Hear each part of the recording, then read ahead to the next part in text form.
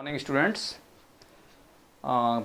जैसा कि आप जानते हैं पिछले कई दिनों से हम टेंस के इंट्रोडक्टरी पार्ट को पढ़ रहे थे, किस तरह से टेंस होता है और टेंस में उसकी कितनी फॉर्म्स हैं वर्ब को, जैसे indefinite, continuous, perfect continuous, perfect और प्रेजेंट, पास्ट, फ्यूचर में किस तरह से डिवाइड कर लेते हैं, वो सारी चीज़ें आप लोगों ने पढ़ी हैं। तो आज उसी क्रम को आगे बढ़ाते हुए आज हम सिंपल प्रेजेंट, सिंपल पास्ट और फ्यूचर इंडेफिनिट या प्रेजेंट इंडेफिनिट, पास्ट इंडेफिनिट या फ्यूचर इंडेफिनिट का अध्ययन करेंगे। तो आइए देख लेते हैं। एमवी यानी प्रेजेंट इंडेफिनिट जो होगा आपका, या सिंपल प्रेजेंट, एक ही बात होती है। मेन वर्ब की ओरिजिनल फॉर्म यूज़ होगी, ऑक्सिलरी वर्ब की जगह पर आप डू का यूज़ करेंगे और टाइम इंडिकेटर इसमें एस या ईएस होते हैं। ठीक, अब एफर्मेटिव सेंटेंस देखिए। जब अगर सब्जेक्ट आपका सिंगुलर होगा तो वर्ब की ओरिजिनल फॉर्म उसमें एस या ईएस जोड़ देंगे, क्योंकि सिंगुलर सब्जेक्ट में वर्ब को सिंगुलर बनाना पड़ता है, मैंने आपको कल बताया था। और वर्ब को सिंगुलर बनाने के लिए आप क्या करेंगे, एस या ईएस उसमें जोड़ देंगे। ठीक, उसके बाद ऑब्जेक्ट या कॉम्प्लीमेंट आ जाएगा। इसी तरह से एग्जाम्पल देखिए, the boy goes to school. Boy आपका क्या है, सिंगुलर सब्जेक्ट है, इसमें सिंगुलर सब्जेक्ट, तो गोज़ वर्ब को हमने सिंगुलर बना लिया। ठीक है, उसके बाद ये आ गई चीज़ें। उसके बाद यहाँ देखिए आप, जब आपका सब्जेक्ट प्लूरल होगा तो उस कंडीशन में आपको वर्ब की ओरिजिनल फॉर्म यूज़ करनी है, एस या ईएस नहीं लगाना है, फिर ऑब्जेक्ट या कॉम्प्लीमेंट आ जाएगा। बॉयज़ गो टू स्कूल, ये देखिए सब्जेक्ट प्लूरल था तो गो की हमने ओरिजिनल फॉर्म लिखी, तो ये प्लूरल मानी जाएगी। क्यों मानी जाएगी, क्योंकि वर्ब आपकी ओरिजिनल फॉर्म में प्लूरल ही होती है, ये मैंने कल भी आपको बताया था। ठीक, अगर सेंटेंस आपका नेगेटिव है तो सब्जेक्ट सिंगुलर होने पर सब्जेक्ट सिंगुलर आ जाएगा पहले आपका, उसके बाद में डू में आप टाइम इंडिकेटर ऐड कर दोगे, ये तो डज हो गया। तो डज प्लस नॉट जब इसमें ऑलरेडी इंक्लूड हो गया तो वर्ब की ओरिजिनल फॉर्म ही आ जाएगी। Object complement, the boy does not go to school, boy singular subject, तो डज हमने टाइम इंडिकेटर यहाँ में लगा दिया ऑक्सिलरी वर्ब की तरह। ये आपकी ऑक्सिलरी वर्ब हो गई यहाँ पर और ये आपकी मेन वर्ब हो गई। अब इसको पहचानोगे तो डज यहाँ पर फाइनाइट हो जाएगी और मेन वर्ब आपकी नॉन फाइनाइट हो जाएगी। और नॉन फाइनाइट ये रूप इन्फिनिटिव ही कहलाता है। क्या कहलाएगा, ये इन्फिनिटिव वाला रूप कहलाएगा आपका। ठीक, इसी तरह से जब आपका सब्जेक्ट प्लूरल होगा तो नेगेटिव सेंटेंस में आप फिर वही डू को प्लूरली यूज़ कर लेंगे, do plus not plus verb की ओरिजिनल फॉर्म ऑब्जेक्ट या कॉम्प्लीमेंट। तो boys do not go to school, यहाँ boys plural subject, do verb की कौन सी फॉर्म है, ये देखिए ओरिजिनल फॉर्म, इसको आप कंसीडर करोगे, लेकिन ये एज ऑक्सिलरी वर्ब है। कैसी है, ऑक्सिलरी वर्ब, और ये आपकी मेन वर्ब होगी। वही कंडीशन है यहाँ पर भी, तो ऑक्सिलरी वर्ब आपकी फाइनाइट और मेन वर्ब आपकी नॉन फाइनाइट हो जाएगी। ठीक, ये नोट लगा हुआ है, इस तरह से हो जाएगा। इंटेरोगेटिव सेंटेंस, इंटेरोगेटिव सेंटेंस का जो क्लासिफिकेशन करेंगे आप, वो दो तरीके से कर सकते हैं। एक ऐसे इंटेरोगेटिव जिनके answers we can give in yes और नो, और दूसरे इंटरोगेटिव वो होंगे जिनके आंसर आप यस नो में नहीं दे सकते। इसका मतलब उनका आंसर आपको डेस्क्रिप्टिवली ही देना पड़ेगा। तो आप देखिए पहले जिनके आंसर्स आप यस नो टाइप में दे सकते हैं, जिनके आंसर यस और नो में, जैसे तो सिंगुलर सब्जेक्ट है तो डज लगा देंगे आप शुरू में, टाइम इंडिकेटर, फिर सिंगुलर सब्जेक्ट। अगर इस तरह के सेंटेंस में नॉट भी आ रहा है तो सब्जेक्ट के बाद नॉट लगा देंगे, फिर वर्ब की ओरिजिनल फॉर्म, ऑब्जेक्ट या complement. Does the boy not go to school, या फिर does the boy go to school. ये नॉट मैंडेटरी नहीं है, ये जो जरूरी जब है, अगर सेंटेंस में आपका नॉट लगा हुआ है, नेगेटिव बात कर रहा है तो आप नॉट लगाएंगे, नहीं तो नहीं लगाएंगे, इसीलिए इसको ब्रैकेट में लिखा हुआ है। अगर सब्जेक्ट प्लूरल है तो आप ऑक्सिलरी क्या अप्लाई करेंगे, डू। ये ऑक्सिलरी यहाँ ए बी और ये ऑक्सिलरी यहाँ डू हो गई। डू सब्जेक्ट प्लूरल, उसी तरह से नॉट आ रहा है तो नॉट प्लस वर्ब की ओरिजिनल फॉर्म, ऑब्जेक्ट या complement. Do the boy subject plural है तो इसीलिए ये डू है, सब्जेक्ट सिंगुलर था इसीलिए ये डज थी। तो ये सिंगुलर सब्जेक्ट की वजह से डज थी और ये प्लूरल सब्जेक्ट की वजह से डू है, नॉट गो टू स्कूल। अब इसी में क्या होता है कि बाई चांस यहाँ क्वेश्चन कर लिया जाए आपसे, तो क्वेश्चन करोगे तो उस कंडीशन में ये डू या डज से पहले आपको क्वेश्चन वर्ड डाल देना, बस कुछ नहीं करना। तो क्वेश्चन वर्ड जब इनके पहले डाल दोगे आप तो ये हो जाएगा, why does the boy, note लगा है तो नोट लगाओगे, नहीं तो नहीं, गो टू स्कूल। ठीक, इस तरह से आप बना लोगे। अगर ऐसे ही प्लूरल में आ रहा है तो why do the boys not, अगर है तो गो टू स्कूल। ठीक, ये प्रेजेंट इंडेफिनिट का सिस्टम है। अब आप पास्ट इंडेफिनिट या सिंपल पास्ट भी देख लीजिए। अब देखते हैं हम पास्ट इंडेफिनिट या सिंपल पास्ट। सिंपल पास्ट को मैं बताऊं आपको, एक बात से ज़्यादा पहचानेंगे, वैसे यूजेस में बता देंगे कहाँ यूज़ करना रहता है हमारा। जैसे ये देखिए लाइन है प्रेजेंट की, और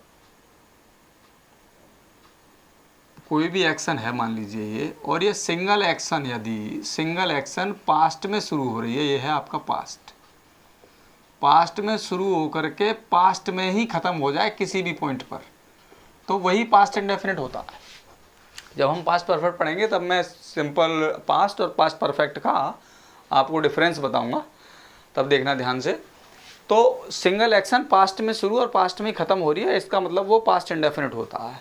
यूजेस में हम और क्लियर कर लेंगे कि पास्ट इंडेफिनिट को हम कहाँ कहाँ यूज़ करते हैं। खैर, इसे फ़िलहाल छोड़िए, आप यहीं आइए। मेन वर्ब की ओरिजिनल फॉर्म, ओरिजिनल फॉर्म जो होती है उसी का रूप यूज़ होगा यहाँ पर। कहीं पर ओरिजिनल फॉर्म ही यूज़ होगी, कहीं इसकी पास्ट फॉर्म यूज़ होगी। पास्ट फॉर्म कब बनती है? जब उसमें टाइम इंडिकेटर ईडी जोड़ देंगे हम, ठीक। और ऑक्सिलरी वर्ब भी डू यूज होती है, लेकिन डू की फॉर्म डिड यूज़ करेंगे यहाँ पर, क्योंकि वो पास्ट फॉर्म हो जाएगी। तो वही चीज़ है इसमें। अब देखिए स्ट्रक्चर वही रहेगा आपका एफर्मेटिव सेंटेंस का। सब्जेक्ट, वर्ब की ओरिजिनल फॉर्म में ईडी जोड़ दिया तो ये पास्ट फॉर्म बन गई, या सेकंड फॉर्म जिसको आप बोलते हो मेन वर्ब की। तो सब्जेक्ट प्लस वर्ब की ओरिजिनल फॉर्म में ईडी प्लस ऑब्जेक्ट या कॉम्प्लीमेंट, जैसे the boy went to school, तो वेंट क्या हो गई है? वही फॉर्म है आपकी वर्ब की ओरिजिनल फॉर्म में ईडी वाली, या past form of verb, past form of verb, या वर्ब की सेकंड फॉर्म, ठीक। नेगेटिव सेंटेंस में क्या होता है आपका? एक बात यहाँ पर ध्यान रखेंगे, सब्जेक्ट आपका अगर प्लूरल भी होगा तब भी आपको वर्ब पर कोई प्रभाव नहीं डालना है। The boys went to school, मतलब सिंगुलर प्लूरल सब्जेक्ट के होने से सिंपल पास्ट में वर्ब पर कोई प्रभाव नहीं पड़ता। Whether your subject is singular और whether it is plural, it does not affect the verb, ये वर्ब को प्रभावित नहीं करता, ठीक। दूसरा नेगेटिव सेंटेंस देखिए, सब्जेक्ट कुछ भी हो सकता है, सिंगुलर प्लूरल, फिर डिड लगा देंगे आप ऑक्सिलरी वर्ब, नॉट वर्ब की ओरिजिनल फॉर्म, ऑब्जेक्ट या complement. The boy did not go to school, ये इसका एग्जाम्पल हो गया, the boy did not go to school. इसी तरह से इंटेरोगेटिव सेंटेंस है, इसमें क्या करेंगे? वही यस नो टाइप है, तो इसके शुरू में डिड आ जाएगी ऑक्सिलरी वर्ब आपकी, उसके बाद सब्जेक्ट, अगर नॉट आ रहा है सेंटेंस में तो नॉट, फिर वर्ब की ओरिजिनल फॉर्म, ऑब्जेक्ट या complement. Did the boy not go to school, not यदि है तो लगाएंगे गो टू स्कूल, ठीक। दूसरी बात क्या है, अगर इसमें क्वेश्चन वर्ड वाली कंडीशन हो जाती है यहाँ पर, तो क्वेश्चन वर्ड को इस डिड से पहले लगा देंगे आप, जैसे why did the boy not go to school, तो क्वेश्चन वर्ड को इस इंटरोगेटिव की स्ट्रक्चर में शुरू में लगा देना है, उसके बाद आपका वो WS टाइप भी क्लियर हो जाता है, ठीक। तो इससे हम इसमें इसी निष्कर्ष पर पहुंचे इतना पढ़ने के बाद कि पास्ट टेंस में सब्जेक्ट के सिंगुलर या प्लूरल होने का वर्ब पर कोई प्रभाव नहीं पड़ता है, ठीक है। कोई प्रभाव आपका वर्ब पर नहीं पड़ेगा, चाहे सब्जेक्ट आपका सिंगुलर हो चाहे प्लूरल हो, ठीक। और उसके बाद अब आप देखते हैं फ्यूचर इंडेफिनिट। वही तरीका हमको फ्यूचर इंडेफिनिट में भी अप्लाई करना है, या सिंपल फ्यूचर भी कह सकते हैं इसको। सिंपल फ्यूचर एक ही बात होती है, जैसे simple present, simple past, simple future, present indefinite, past indefinite, future indefinite. तो ध्यान देने की बात यह है, इंग्लिश में वर्ब की फ्यूचर फॉर्म उपलब्ध नहीं होती। मतलब आप देखिए फॉर्म भी आप पढ़ते हो तो पास्ट फॉर्म है, पास्ट पार्टिसिपल है, प्रेजेंट फॉर्म है, तो प्रेजेंट फॉर्म में तो इन्फिनिटिव यूज होता है। तो आप देखेंगे कि इंग्लिश में फ्यूचर फॉर्म का कहीं जिक्र नहीं जब वर्ब की फॉर्म पढ़ते हो आप। तो फ्यूचर फॉर्म उपलब्ध न होने के कारण विल और शैल जो कि फ्यूचर के इंडिकेटर हैं। फ्यूचर को इंडिकेट कौन करता है? विल और शैल।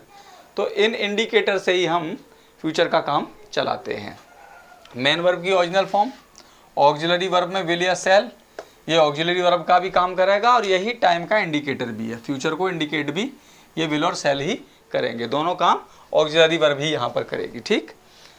दूसरा एफर्मेटिव सेंटेंस देखिए आप। एफर्मेटिव सेंटेंस में सब्जेक्ट हो गया आपका विल या शैल प्लस वर्ब की original form, object complement, the boy will go to school. इसी तरह से नेगेटिव लोगे आप, यहाँ पर भी सब्जेक्ट के सिंगुलर प्लूरल होने का कोई फर्क नहीं पड़ता वर्ब पर। नेगेटिव सेंटेंस में भी सब्जेक्ट प्लस विल या शैल के बाद अगर नॉट है, नॉट तो होगा ही, नेगेटिव है तो नॉट लगा दोगे, फिर वर्ब की original form, object complement, the boy will not go to school. ठीक। इसी तरह से इंटरोगेटिव सेंटेंस है, इसमें विल या शैल को आप शुरू में लेके आ जाओगे, उसके बाद सब्जेक्ट, फिर नॉट, वर्ब की ओरिजिनल फॉर्म, ऑब्जेक्ट या complement. Will the boy not go to school. अगर यही WH टाइप होगा तो आपको क्वेश्चन वर्ड शुरू में लगा देना होगा यहाँ पर, बस और कुछ नहीं करना है। ठीक। अब यहाँ पर देखिए दो बातें जो निकल के आ रही हैं वो ये हैं, किसी वाक्य में वर्ब को छोड़कर, ये जो आपने पढ़े अब तक प्रेजेंट इंडेफिनिट, पास्ट इंडेफिनिट और फ्यूचर इंडेफिनिट, तो इसमें आपने ये देखा कि किसी भी वाक्य में वर्ब को छोड़कर अन्य सभी आइटम्स कांस्टेंट होते हैं, केवल वर्ब ही वेरिएबल आइटम है। देखिए पूरे सेंटेंसेस में बाकी जो आइटम्स हैं, वेदर इट इज़ सब्जेक्ट हो या ऑब्जेक्ट हो या और कोई चीज़ हो, सेंटेंस में एडवर्ब भी आ सकता है, एडजेक्टिव भी आ सकता है, तो बाकी जितनी भी चीज़ें हैं वो कंस्टेंट रहती हैं। वो सारी चीज़ें कैसी रहती हैं? कंस्टेंट रहती हैं। सिर्फ वर्ब ही आपका वेरिएबल आइटम है जिसमें कि चेंजेस होते रहते हैं। दूसरी बात, अब यहाँ शैल और विल को किस तरह से यूज़ करना है, उसके लिए अगर फर्स्ट पर्सन है आपका, फर्स्ट पर्सन का सब्जेक्ट है, फर्स्ट पर्सन में आपका आई और वी आता है, अगर आपका सब्जेक्ट फर्स्ट पर्सन है तो आपको शैल यूज़ करना है, और यदि फर्स्ट पर्सन के अलावा कोई दूसरा पर्सन है तो उसके लिए आपको विल यूज़ करना है। इन केस अगर सेंटेंस में थ्रीट या कंपल्सन शो हो रहा है तो उस कंडीशन में आप इस ऑर्डर को चेंज कर दोगे। इस ऑर्डर को क्या कर दोगे? चेंज कर दोगे। फर्स्ट पर्सन के साथ आपका विल लग जाएगा, फर्स्ट पर्सन के साथ, ये फर्स्ट पर्सन है तो इसके साथ आपका क्या हो जाएगा? विल हो जाएगा, और अदर पर्सन के साथ शैल हो जाएगा उस कंडीशन में। ठीक, ये बात ध्यान रखेंगे। और इसके अलावा मैं आपको कुछ एक दो बात और बता देता हूँ। जैसे इंटरोगेटिव सेंटेंस में हमने क्वेश्चन वर्ड तो पढ़े हैं सारे, क्वेश्चन वर्ड में हु के लिए हमको अलग तरह से फॉर्मूला अप्लाई करना होता है। हु पर नॉर्मली हम जो है एफर्मेटिव सेंटेंस का ही फॉर्मूला अप्लाई करते हैं, चाहे वो पास्ट इंडेफिनिट हो, चाहे फ्यूचर इंडेफिनिट हो, चाहे वो प्रेजेंट इंडेफिनिट ही क्यों ना हो।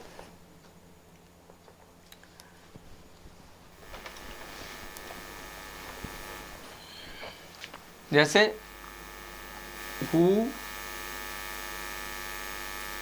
हेल्प्स यू, यहाँ पर हमने जो ऑक्सिलरी वर्ब थी डू या डज, उसका यूज़ नहीं किया, उसका हमने यूज़ नहीं किया। अगर इसको सेंटेंस को नेगेटिव बनाना होगा तो हु डज नॉट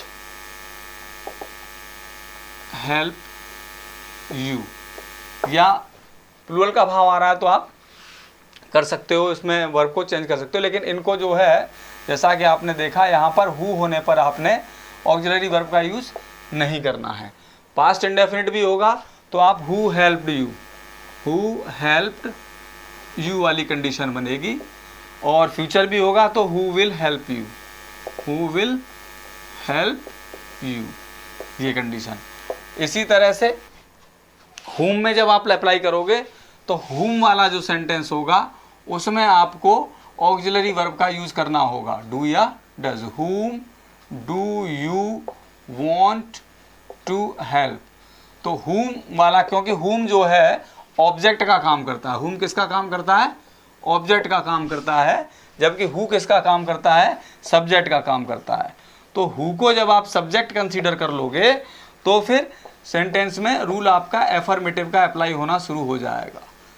जबकि हुम ऑब्जेक्ट का काम करता है तो हुम एंड में आता है, सेंटेंस के ऑब्जेक्ट एंड में आता है, ऑब्जेक्ट या कॉम्प्लीमेंट। तो इस कंडीशन में ऑब्जेक्ट आपका होने की वजह से यहाँ पर आपको ऑक्सिलरी वर्ब लगानी ही पड़ती है।